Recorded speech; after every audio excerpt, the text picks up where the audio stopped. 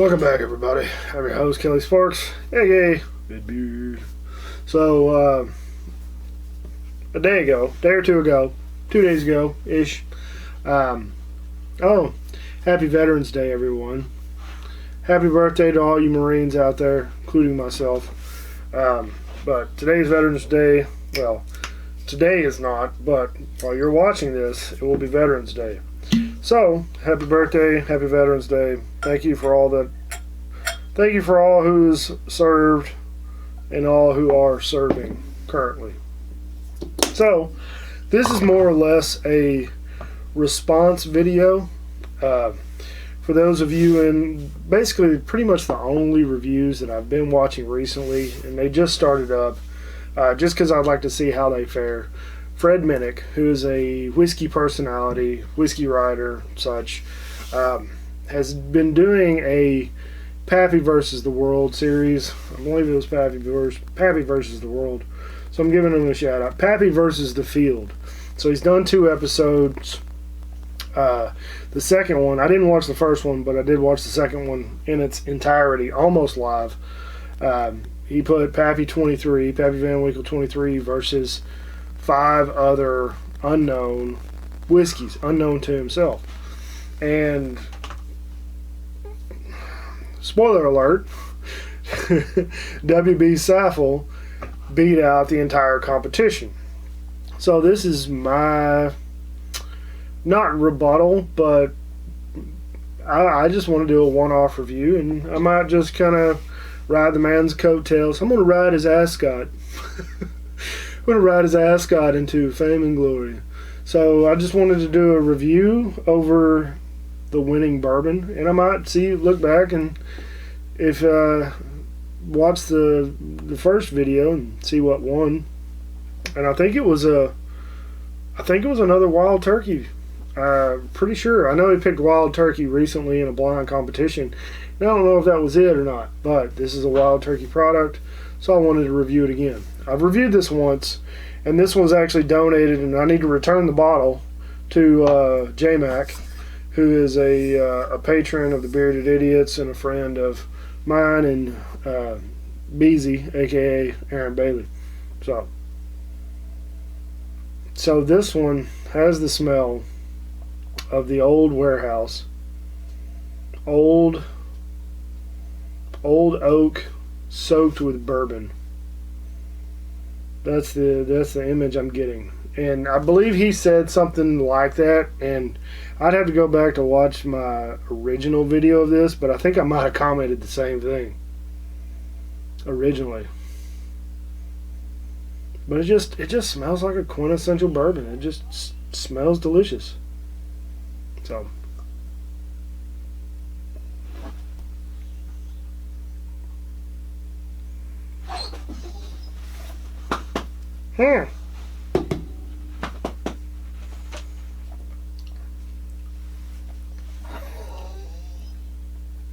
yeah, it's... What? Come here. Be a part of the crowd. Join the conversation, Bonnie. She's like, I want to be noticed. So I will agree with the man. It's got an incredibly long finish. And I don't have a Pappy 23, and I don't have a few of the other whiskeys that he had. Somebody threw in a wheat whiskey on him, so it's supposed to be all bourbons, but they threw in a wheat whiskey, which was kind of, it is what it is. But I can honestly agree that this is a very, very, very good product. It smells like a bourbon should smell.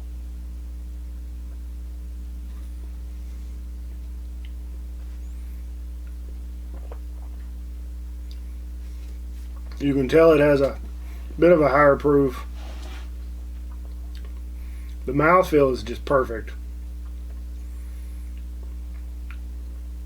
The finish is very long, and the flavors are on point to what a bourbon should taste like. Just cinnamon, caramel, some toffee in there, those signature oak notes from the barrel, and it's extremely oily, and I can only say that that's probably why the finish is so long. You get a little heat in the back of the throat, but that kind of subsides after the first or second sip. After the second sip, it pretty much kind of calms down, but it's extremely oily in the glass. So I'd have to agree with him on this one. I mean, this is it's a damn fine product. Albeit I think it might be a little overpriced, because I want to say this was like $50 for $3.75. But I mean, if it had an age statement on it, which I don't know how old this one is. I mean, it is a straight bourbon, so it's at least 4 years old.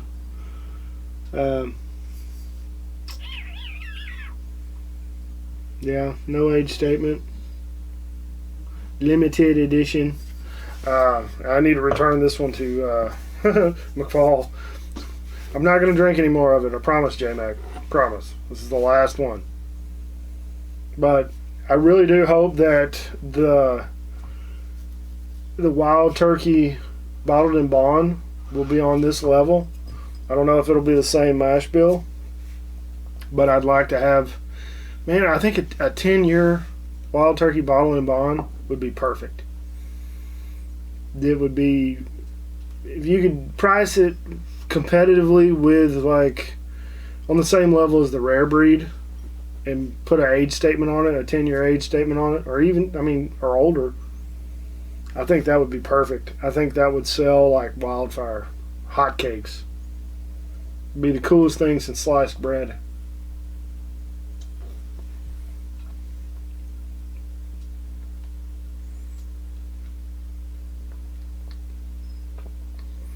But I think this one gets better.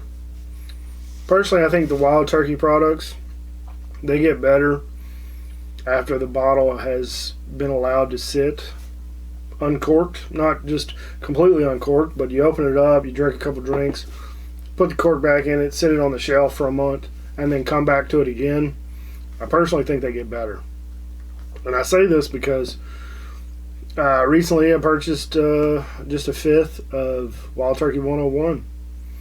Took the first drink. It was good. It was Wild Turkey, but it wasn't like, man, feels like there's something missing.